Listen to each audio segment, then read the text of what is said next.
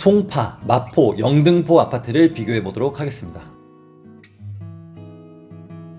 사연자분이 보고 계신 곳은 송파 시그니처 롯데캐슬, 마포 자이더 센트리지, 신길 센트럴 자이, 송파 시그니처 롯데캐슬부터 볼게요. 2022년 준공의 1945세대, 거여역과 마천역 사이에 있는데요. 부동산에 관심이 없는 분들이라면 거여역과 마천역의 존재조차 잘 모릅니다. 그리고 가보신 분들도 생각보다 별로 없어요. 그런데 잠실이 있는 송파구라는 거, 이렇게 존재감이 부족하던 거여와 마천에 훈풍을 불어다준 단지가 있는데요. 이 시그니처 롯데캐슬과 바로 옆에 있는 이편한 세상 송파 파크 센트럴입니다. 이 단지들 내부는 너무 좋은데요. 이 주변이 아직은 시간이 좀 필요해 보입니다. 지금은 거여역과 마천역에서 내리면 분위기가 썩 좋지 않거든요. 따라서 여기가 송파구로 진짜 인정을 받으려면 재개발이 완료가 되는 시점이겠죠. 이 아파트 25평이 최근에 11억 7천에 거래가 되었습니다. 다음 마포 자이더 센트리지, 2018년 준공의 927세대, 마포 레미안 푸르지오 옆에 있는데요. 마레프는 많이들 아시는데 여기 센트리지를 모르시는 분들이 은근히 있어요. 여기에 아쉬운 점은 역과의 거리입니다. 애호개역과 1km, 공덕역과 1km, 2대 입구역과 1km, 대흥역과 1km, 즉 4개의 역에 둘러싸여 있는데 다 1km씩 떨어져 있어요. 그런데 여기서 알아두셔야 할 점은 분위기가 안 좋은 빌라촌을 뚫고 지나가는 1km와 신축 아파트를 가로지르는 1km는 얘기가 다릅니다. 오래된 빌라촌은 음산하고 빨리 지나가고 싶고 그렇지만 신축 아파트들을 사이를 가로지러 간다는 건 체력적으로는 물론 힘들 수 있어도 정신적으로는 편안하죠. 이 단지가 역과의 거리는 좀 아쉽지만 마포 프레스티지 자이, 마포 더 클래시, 마포 레미안 푸르지오 같은 마포를 대표하는 신축 단지들로 사이에 둘러싸여 있기 때문에 그 역과의 거리라는 단점이 어느 정도 상쇄가 됩니다. 이 단지의 24평 실거래가는 12억 6,500이었고요. 전세는 7억 초반에 형성되어 있는데요. 요즘 전세가가 올라서 7억 후반까지 전세 호가가 올라가 있는 상태입니다. 즉 매매가와 전세가의 차이가 5억 정도라는 거죠. 다음 신길 센트럴자이, 2021년 준공의 1008세대, 신길 뉴타운을 대표하는 단지 중 하나입니다. 7호선 신풍역과 가깝고요. 신안산선 개통 예정이라 약간 불편했던 여의도 접근성까지 좋아집니다.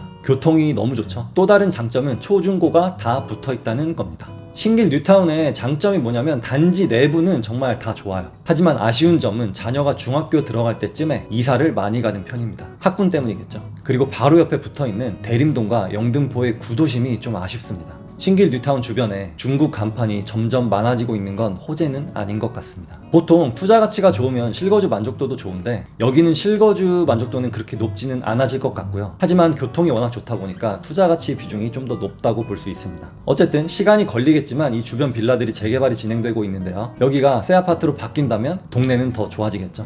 그래서 이 3개 아파트 중에 저의 선택은 하나, 둘, 셋, 마포 자이더 센트리지입니다. 첫 번째 이유, 제가 중요하게 보는 것 중에 하나가 그 지역의 균질성인데요. 송파 시그니처 롯데캐슬과 신길 센트럴 자이 단지 자체는 좋지만 그 지역의 균질성이 좀 많이 떨어집니다. 두 번째 이유, 주변에 고가의 신축 아파트들이 더 많다는 거예요. 신길과 거여 마천보다 마포에 더 쟁쟁한 단지들이 많이 있다는 겁니다. 이건 말고도 더 많은 이유들이 있는데 이 두 개가 가장 중요하다고 봤고요. 좋은 선택하시길 바라겠습니다. 다음 사연입니다. 보고 계신 곳은 레미안 강동 팰리스, 왕십리 자이, 금호 대우. 레미안 강동 팰리스부터 볼게요. 2017년 준공의 999세대. 대치동에 레데펠이 있다면 강동에는 레강펠이 있죠. 그만큼 레미안에서 신경을 쓰고 지은 단지입니다. 강동역 초역세권에 45층까지 있고요. 용적률이 무려 830%입니다. 게다가 건폐율이 55%인데요. 토지를 극도로 활용했다고 볼 수 있죠. 그래서 어떤 세대는 20층임에도 불구하고 해가 잘 안 들어오는 곳도 있습니다. 그런데 아파트 자체는 정말 잘 지었어요. 커뮤니티도 잘 되어 있고 외관도 멋지고 고층에서 보는 뷰도 괜찮습니다. 그런데 여기가 고덕동과 상일동보다 더 중심과 가까움에도 불구하고 시세가 더 잘 안 오르는데요. 그 이유는 주변 환경 때문입니다. 일단 학군이 없고요. 이 단지 북쪽에 형성되어 있는 오래된 빌라촌들, 남쪽으로는 성내동의 빌라촌들로 둘러싸여 있기 때문입니다. 그게 가장 큰 아쉬운 점이라고 할 수 있겠어요. 두 번째, 왕십리 자이,